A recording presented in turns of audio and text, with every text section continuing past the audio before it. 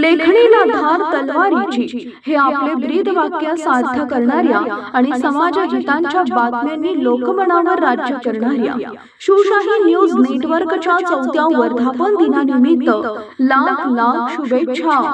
शुभेच्छुक मार्गदर्शक माजी खासदार शिवाजीराव आढळराव पाटील यांच्या नेतृत्वात शिरूर शहराच्या विकासात मोलाचं योगदान देणाऱ्या श्री भैरवनाथ नागरी सहकारी पतसंस्था तज्ञ संचालक तथा माजी नगरसेविका सौभाग्यवती अंजली मयूर थोरात आणि खासदार शिवाजीराव आढळराव पाटील प्रतिष्ठान।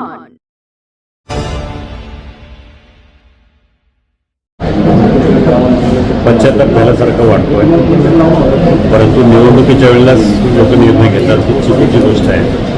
कारण भावनेच्या आधी जर निर्णय घेतला तर आपलं किती नुकसान होतं हे शिरूर लोकसभा मतदारसंघातील जनतेला पूर्ण कळून आलेलं आहे। त्यामुळे पुढच्या वेळेला लोक असं काय करतील अशी मला काय वाटत नाही। चालू आहे। गेल्या वर्षभरामध्ये दौरे जरी कमी झाले असले तरी मी आता जसं तुम्ही म्हणालात गेल्या दीड महिन्यापूर्वी मी जाहीर केलं की मी लढणार आहे आणि लोकांमध्ये जाणार चालू केलेलं आहे। खेडमध्ये दौरे केले, जुन्नरमध्ये केले, शिरूरमध्ये आज पहिला दिवस आहे। भविष्य काळात दौरे असे चालू राहणार आणि जनता दरबार कधीही माझा बंद झालेला नाही। रविवारचा जनता दरबार चालूच असतो। हा एक महत्त्वाकांक्षी प्रकल्प आहे। मुंबईला जाणारी वाहतूक तर त्याचा नक्कीच फायदा होईल। तर DPR चालू आहे। DPR तयार करण्यासाठी एजन्सी नेमलेली आहे। तो सुद्धा खूप महत्त्वाकांक्षी 8-10 हजार कोटी रुपये सरकारचं त्याला करायचं। 10-12 हजार कोटी विकास कामाची पाहणी आणि करोडोबाची वाडी या ठिकाणी गावभेट दौरा, तसेच म्हाडाचे शिरूर आणि परिसरामध्ये 2 लेआउट्स आहेत। एक रामलिंगला जवळजवळ 2 हेक्टर जागा आहे, जिथं बैलगाड्या शर्यती भरतात त्याच्या बाजूला ती जागा BSNL तिथं एक साधारण 30-35 गुंठे जागा आहे। त्या प्लॉटची पाहणी आणि लवकरच त्याचं त्या ठिकाणी बांधकाम करायची सुरुवात करायची आहे। मी आहे दफनभूमी, त्या ठिकाणी आपण कामं जी मंजूर केली, कंपाऊंडचे 2 भाग आणि वजूखाना त्याच्यासाठी मला होतं 40 लाख। तर ती कामं पूर्ण झाली, ती पाहणीचा कार्यक्रम केला। त्यांच्या अजून काही गरजा आहेत। जवळजवळ 8-9 नगरसेवकांनी शिरूर नगर परिषदेतल्या आज दिवसभर भेटून त्यांच्या अडीअडचणी सांगण्याचा प्रयत्न केला। काही निवेदनं मी घेतली आणि प्राधान्यानं ही कामं पूर्णपणे नाही परंतु जास्तीत जास्त कामं घेण्याचा मी प्रयत्न करणार आहे। त्यांचे सहकारी राहुल पाचरणे यांचा आणि त्यांचे दुसरे सहकारी पहिलवान रामभाऊ सासवडे त्यांचा सातत्यानं संपर्क असतोच की हद्द वाढणं हे काळाची गरज होती। माझं स्पष्ट मत आहे, कोणाला आवडून मोठ्या प्रमाणात निधी मिळणं, विकास करण्यासाठी पुरेशी जागेची आता शिरूर जागा कुठं आहे? त्या काही प्रकल्प राबवत झाले तर तेही हद्दवाढ न झाल्यामुळे ते करता आले नाही। आता तसं मुक्तपणे विकास होऊ शकतो चांगल्या पद्धतीने आणि जेवढा जास्त एरिया त्या प्रमाणात मोठ्या प्रमाणात निधी आणू शकतो।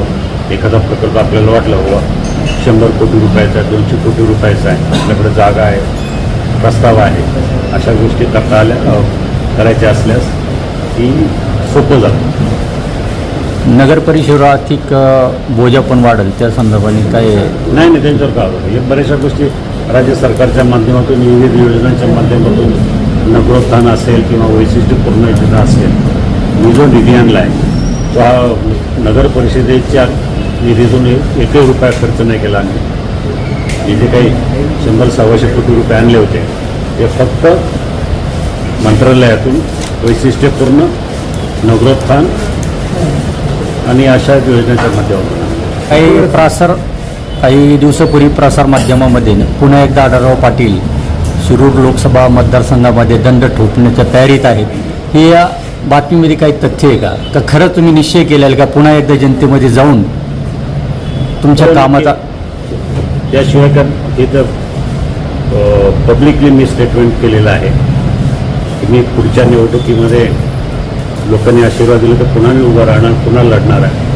कुठल्या पक्षावर? शिवसेना का राष्ट्रवादी? लढणार आहे.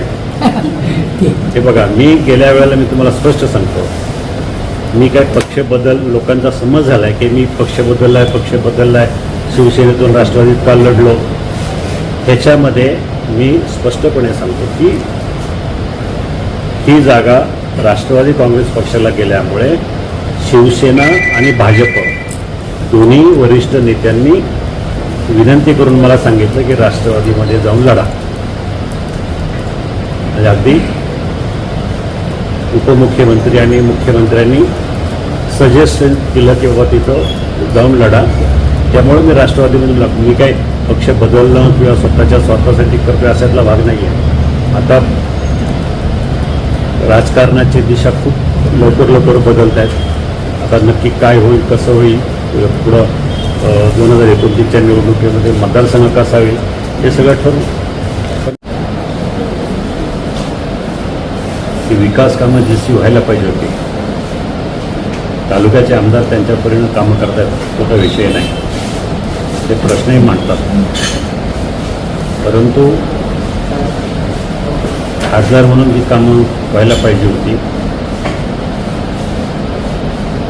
ती आपल्याला काय फारशी बघायला मिळत नाही.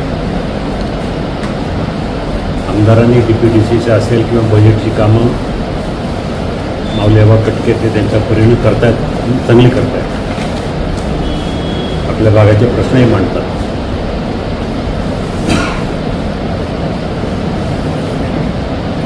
एक साधारण जर तुलना करायची झाली तर गेल्या 4 वर्षामध्ये 5 वर्षामध्ये 2023 नंतरची गोष्ट किंवा 2022 नंतरच्या 4 वर्षात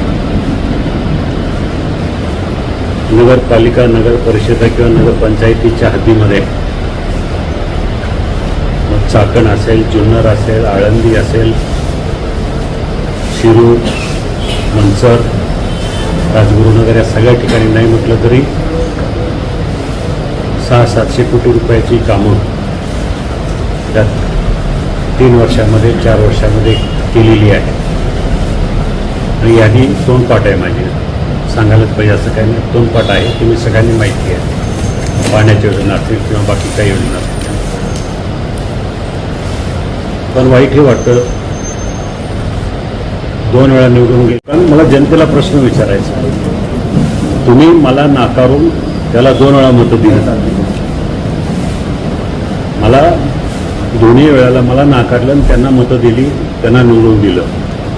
मग आज तुम्हाला वाटत नाही का जनतेला कुठेतरी जनतेनं सुद्धा विचार करायला पाहिजे की आपण नक्की काय केलं. आणि माझ्या कामाच्या पद्धतीमध्ये तुम्ही पाहिलं आहे, खासदार नसताना जे मी शिरूर शहरासाठी 200-250 कोटी रुपये आणू शकतो, चाकणसाठी 400-500 कोटी रुपये आणू शकतो खासदार नसताना, तर खासदार म्हणून निवडून आल्यावर तिथं नक्कीच जास्त योगदान दिलं असतं.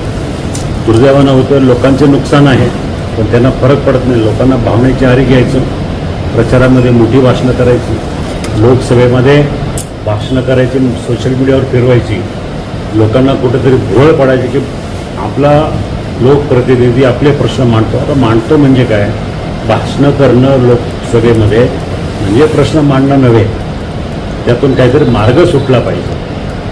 हे कामं होत नाही आणि त्याचं नुकसान आज लोकांना सोसावं लागतं.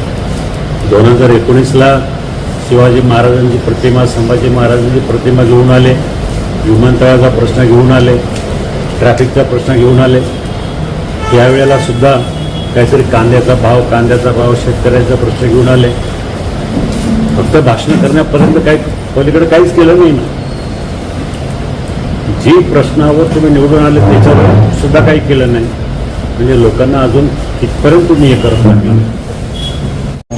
माजी आमदार पाथर्णे साहेबांचं नाव द्यावं असं बराच वर्षापासूनची मागणी होती. अशी मागणी असताना विद्यमान आमदारांकडनं या रस्त्याला अजित पवार यांचंही नाव द्यावं असे हे आलेलं आहे. तर नेमकं म्हणजे या प्रश्नी आपलं काय मत? नाही, बघू ना, ते अजून नावाचा प्रश्न नंतर आहे. पहिल्या रस्त्याची प्रगती होऊ द्या, ते महत्त्वाचं आहे. आणि दोन्ही नावं तशी योग्य आहेत. आता म्हणल्याप्रमाणे दादा टायगर अभी जिंदा आहे. 2029मध्ये त्या पद्धतीने तुम्ही कशा पद्धतीने हा प्लॅन रचणार आहात? भविष्यात काय कशा पद्धतीने त्याचं रणनीती काय असणार शॉर्ट? कारण विकास कामाचा अजेंडा तर आजही तुम्ही राबवताय, सत्तेत असून नसून. लोकांचे संपर्क, लोकांच्या अडीअडचणी सोडवणं ही सगळ्यात मोठी कुठल्या इलेक्शनची निवडणुकीची रणनीती असते. त्याच्यापेक्षा वेगळं काय असं म्हणजे काहींची रणनीती नुसतं आश्वासनं द्यायची, भाषणं करायची आणि निवडून यायची, ही सुद्धा रणनीती आहे. पण माझं लोकांमध्ये राहायचं, लोकांची कामं करायची, लोकांच्या सुखदुःखामध्ये सहभागी व्हायचं, हा माझा रणनीती असणार. विद्यमान खासदार असताना सुद्धा जेवढे त्यांचे दौरे भेटीने झाले त्याच्यापेक्षा कितीतरी तुमचे भेटी आणि दौऱ्याने लोकांमध्ये मिसळण्याचं काम चालू आहे. बरेचसे लोकांची त्यांच्याविषयी नाराजी आहे. याबद्दल काय सांगणार तुम्ही? नेमकं काय होतं? दादा, खासदार अमोल कोल्हे म्हणजे शिरूर लोकसभा मतदारसंघात ते सध्या दिसत नाही, पण शिरूर तालुका आणि शिरूर शहरात गेल्या 2 वर्षापासून ते फिरकले नाही. मार्चमध्ये अवकाळी झाला, सर्व लोकप्रतिनिधी फिरले पण ते आले नाही. तर ह्या असं नाही वाटत की मागचे 5 वर्ष, हे 2 वर्ष, 7 वर्ष शिरूर तालुका हा विकासापासून मागे गेला आणि ह्याला जबाबदार कोण?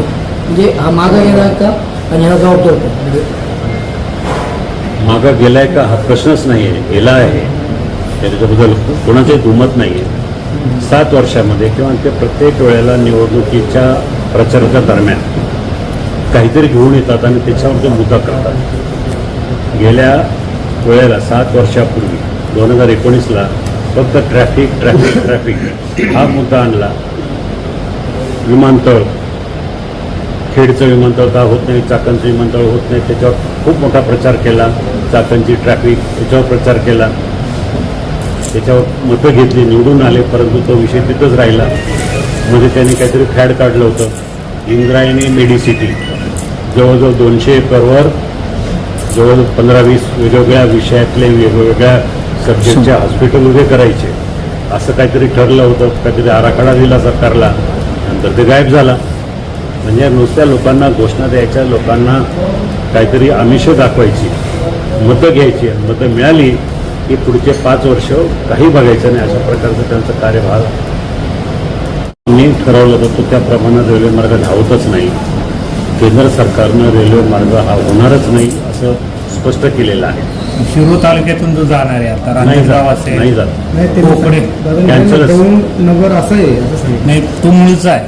हां, पण आता तो सुद्धा नवीन मार्ग का घेत नाही ते मला कळत पण आता नाही. ते रांजणगावला अश्विन आले होते तर त्यांनी सांगितलं की आता 30 जुलैपासून याची टेंडर प्रत्येक 15 प्रोसेस दिवस होणार आहे. बघा, 15 दिवसांनी, महिन्याभरानं पाचशे वेगळं सांगत राहतात. आता मध्यंतरी त्यांनी सांगितलं की मुंबई तळेगाव गुरुळी कांचन अर्थात आळंदी मार्गे हैदराबाद ही हायस्पीड रेल्वे करायची. त्यासाठी 1,00,000 कोटी रुपयाचं बजेट आहे.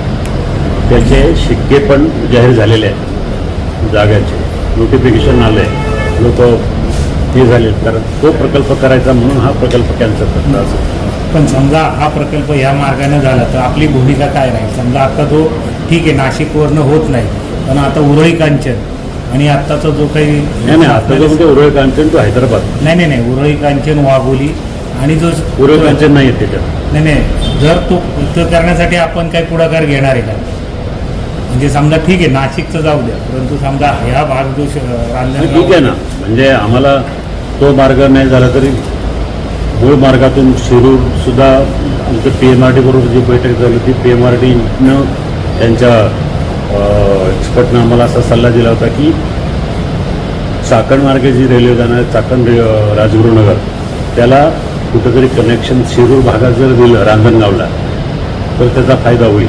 कारण तर तसंही करायला हरकत नाही. या प्रश्नावर विद्यमान खासदार पण काही बोलले नाहीत आणि कुणीच म्हणजे शिरूर मार्गे जो रस्ता जाणार आहे तर या रस्त्यावरच्या वाहतुकीला नाही, सुद्धा हे तो एक पर्याय आहे. माझ्या माहितीप्रमाणे ही फक्त समजूत काढतात. शिरूर मार्गाने जायचं म्हटलं तर ते नगर मार्गाचा विषयच काढला नसतं त्यांनी.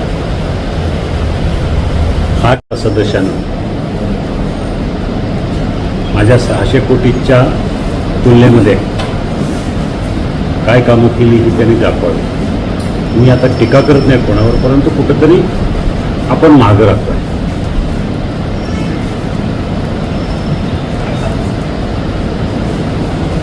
आज प्रत्येक वेळेला पाहतो ट्रॅफिकची समस्या आहे. सरकारनं जो पूर्वी सगळ्यांनीच पाठपुरावा केलेला आहे तो पुणे शिरूर किंवा तळेगाव चाकण शिक्रापूर या रस्त्याला आता कुठंतरी मार्ग दिसलाय. माझी अपेक्षा की ही कामं लवकर चालू व्हावी. नुसते नारळ फोडून उद्घाटन करून कार्यक्रम करून चालत नाही, तर कामं पण झाली पाहिजे.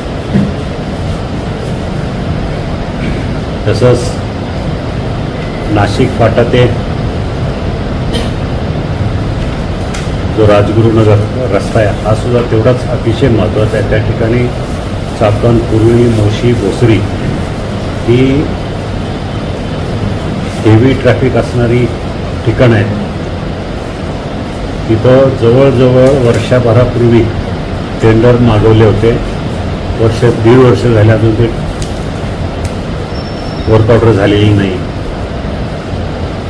त्याचाही सुद्धा पाठपुरावा झाला पाहिजे. दुसरी दुर्दैवी बाब म्हणजे पुणे नाशिक रेल्वे ही जवळजवळ कॅन्सलच झालेली आहे. अनेकांची स्वप्न होती, माझं स्वप्न होतं ज्या प्रकल्पासाठी जवळजवळ गुंडाळण्यात आलेलं आहे. रेल्वे मंत्री अश्विनी कुमार यांनी नुकतं जाहीर केलं की आता पुणे नाशिक रेल्वे ही पुण्यावरून नगर, शिर्डी वगैरे आणि नाशिक असा मार्गाने होणार. परंतु तो मार्ग ऑलरेडीच आहे. दौंडपासून नगर, नगरपासून शिर्डी, शिर्डीपासून नाशिकचा नवीन पॅच आता काम चालू आहे.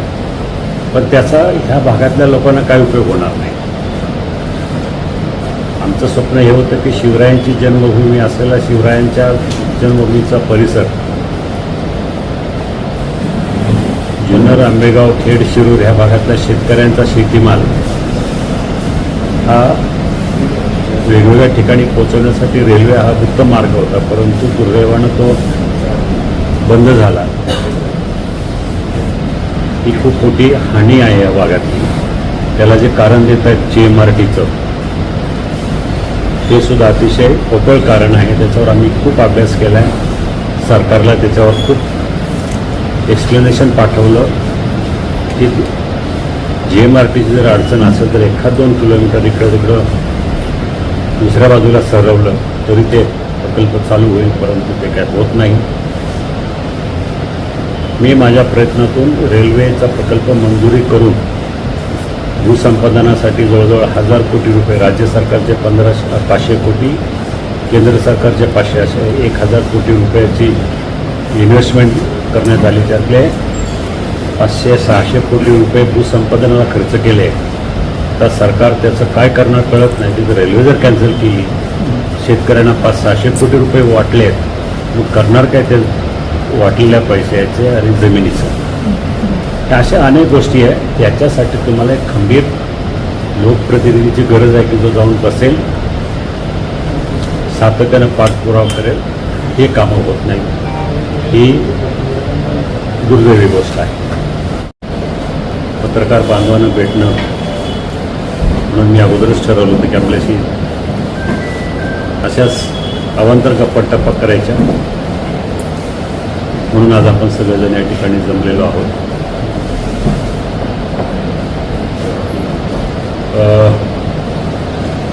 एक गोष्ट बघितली मी की गेल्या वर्षभरापासून 1.5-2 वर्षापासून या परिसरामध्ये विकास निधी म्हणावा असा इथं मिळालेला नाही. शिरूर शहरापुरतं जर बोलायचं झालं तर नगर विकासच्या निधीमध्ये तशी खूप कमी मंजुरी मिळालेली आहे. म्हणून येणाऱ्या DPDCमध्ये असेल किंवा पालकमंत्री सुनेत्रा वहिनी असतील किंवा एकनाथ शिंदे असतील, मुख्यमंत्री असतील, यांना भेटून या परिसरातल्या विकास कामांना चालना देत असतो. प्रत्येक मंगळवारी मी मुंबईला मंत्रालयामध्ये भेटत असतो सगळ्या प्रमुख लोकांना. आज आपण पाहिलं लाटेआळीची शाळा, पूर्वीची शाळा आणि आत्ताची शाळा, जिथं मी सुरुवातीला 3.5 कोटी रुपये मंजूर केले. चांगली इमारत उभी राहते. नव्यानं जवळजवळ 4.5 कोटी रुपयाची मागणी, म्हणजे एक्झॅक्टली 4,63,00,000 रुपयाची मागणी मी आदरणीय पालकमंत्र्यांकडे केलेली आहे. लवकरच DPDCची बैठक होईल किंवा त्या निधीची मंजुरीचं काम चालू होईल. त्यामध्ये प्रामुख्यानं ही सगळी कामं घेणार आहेत. शिरूर तालुक्यातील जवळजवळ 25-30 गावांमध्ये काही रस्त्यांची, शिरूर शहरामध्ये काही हायमास्ट टावर किंवा बाकी लाईटचे पोल्स, या सगळ्यांची गरज आहे.